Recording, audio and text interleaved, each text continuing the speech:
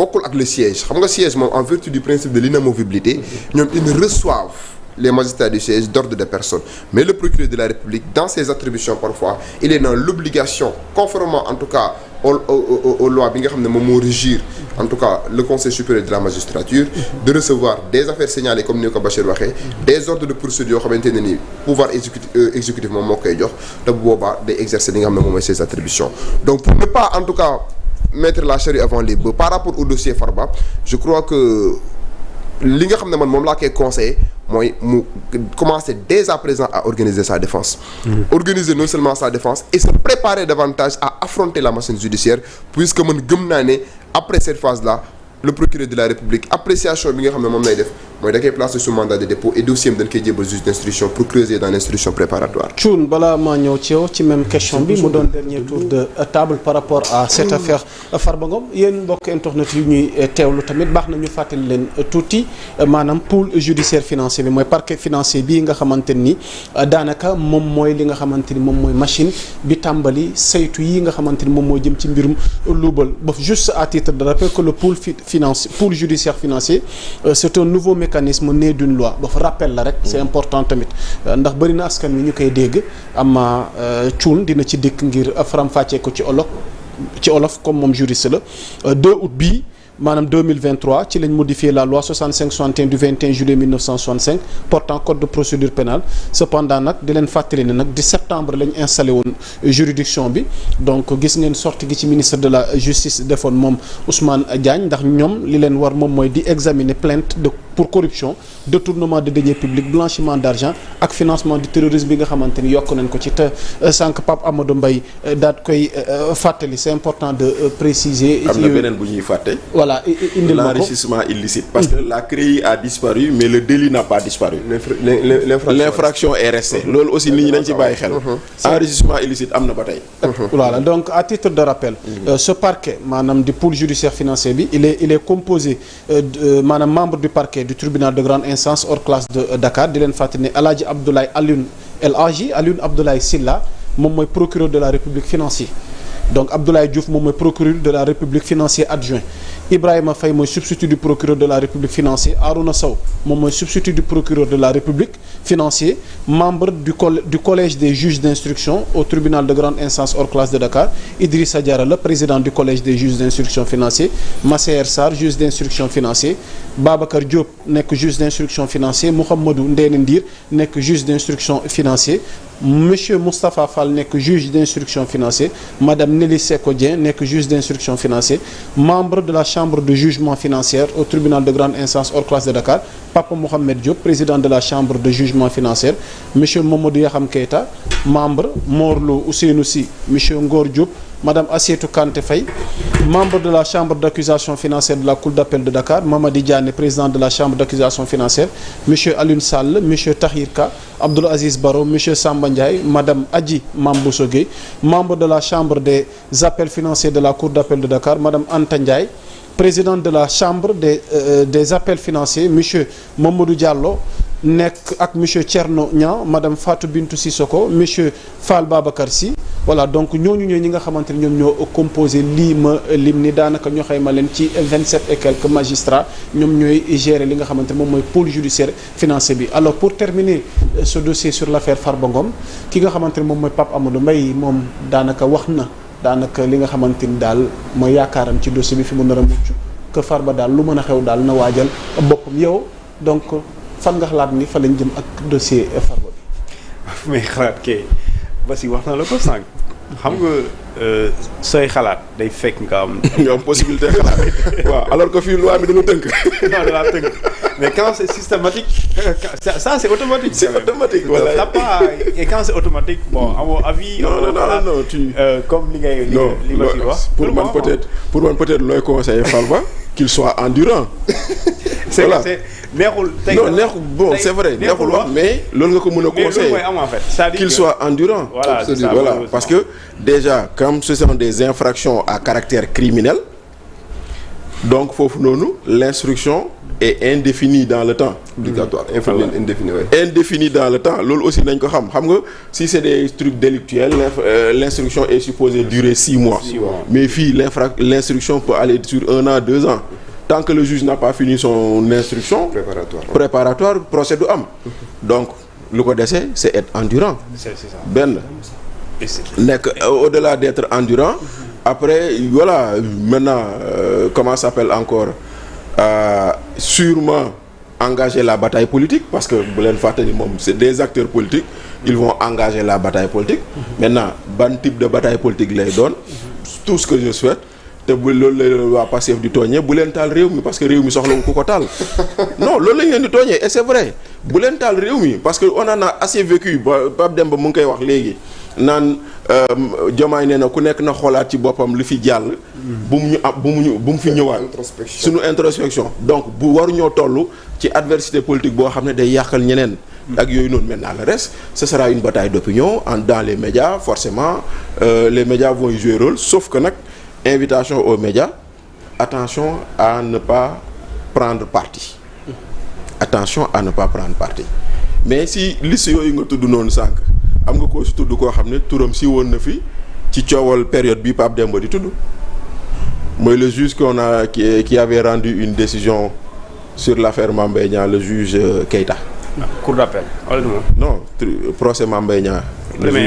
Première instance ba procureur def appel. C'est qui. Yakham Keita. mooy ku ñu waxoon ne ok. mooy boobu noonu. moo nekkoon président. devant le tribunal de grande instance. Non le juge Yakham Keita. moo nekkoon le juge dans le procès en première instance Mame Mbaye Niang Ousmane Sonko. Tout à fait. C'est lui qui avait donné en première instance une décision de 2 mois contre Ousmane Sonko et le parquet avait fait appel de cette décision yéen a ngi koy fàttale ko et pourtant après il avait été montré que ce juge-là il partageait beaucoup de publications qui sont sur sa page Facebook loolu tam mu ngi noonu moo tax quelque part autant nous voudrions donner la présomption que c'est des juges qui ont été recrutés sur la base de leur intégrité et de leurs compétences comme dit Pape Demba autant certains faits aussi n'ont pas manqué de rappeler les faits politiques sauf que lui il n'est pas au parquet aussi il faut le dire il n'est pas au parquet il est dans la siège il est au siège ça aussi ça c'est bon de préciser surtout bon man si li nga wax sànq rek damay dellu ci li nga xam ne moo tënk ñëpp képp ku ñu woo loi bi nga xamante ni suñ jotee xibaar yooyu amul choix procureur lu dul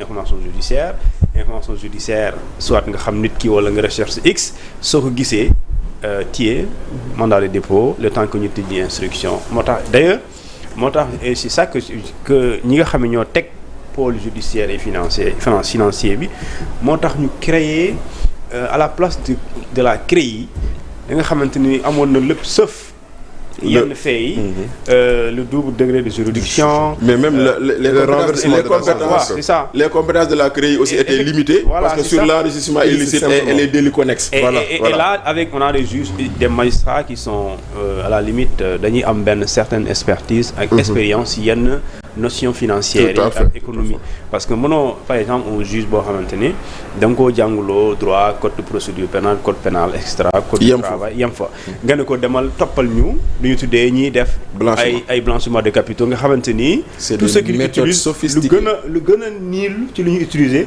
mooy mécanisme sophistiqué pour ne pas dire lu ne la ñuy utiliser donc tu es obligé nga am ci notion nga comprendre wala ba même nga collaborer ak ñoo xamante ni loolu mooy seen liggéey parce que l'ingénierie financière il faut nga pour nga xam nga il faut nga nekk quelqu'un du milieu maintenant loolu dafa am solo maintenant li nga xamante ni moom am solo fii man je pense que aujourd'hui li nga xamante ni moom mooy fu ñu toll Farba mooy ci ku ci gën a siiw mais gëm naa ne bu ñu avancé avec yeneen dossiers yi nga xamante ni jox sa na ne yéen ko teg ci table bi li ci ëpp solo surtout mooy maandu bi maandu bi yoon war a am mooy que ne ce n'est pas Farba moo intéressé c'est les faits bien sûr est-ce que lii lu am la wala mën na ci topp nit peu importe fu mu doon wala ku mu doon parce que boo xoolee di xool t-shirt bi yére bi di nga kon yaa ngi ci distinction alors que là on n'a nullement pas besoin de distinction wala de remarquer du. Et il y a même Thioune la saisine INREM. Le juge d'instruction il est saisi INREM. Il n'est pas saisi in persona. Personne bi intéressé ko. Il est saisi juste sur des faits. xam nga lii nii cas bii ngay wax nii je me rappelle quand on parlait de l'affaire Adji Sarr Thioune mën na ko seede dañ si doon waxtaan lu bëri. ñu naan lu tax juge bi enquêté wul si complot. ñu ne leen non juge bi mënul enquêter sur le complot. Le juge était saisi pour un fait de cas de viol. kon mënul ne xaaral ma xool dafa may enquête sur un complot ou pas maintenant s'il voit des éléments qui nécessitent ñu kii il peut saisir le procureur. non procureur. waaw c'est merci. procureur mooy constater la découverte de nouveaux éléments. mu def réquisitoire supplétif merci beaucoup. bu boobaa mu ne juge bi dolli ci lii. tout à fait voilà mais bu dul loolu le juge ne peut pas dépasser le cadre à partir duquel il est saisi. Tout à fait. Et vous avez raison aussi Mbaye de rappeler que. Les faits visés par le procureur peuvent ne pas être retenus par le juge au final. Absolument. Parce que le juge a la possibilité de disqualifier ou de requalifier. Voilà loolu tamit même ce que le juge a retenu bu demee au cas où ñu egg au tribunal. mën na changer tamit. La dernière qualification appartient au juge bi nga xam ne merci beaucoup devant la parce que pour le cas Khalifa Sall je me souviens il était poursuivi pour détournement de deniers publics.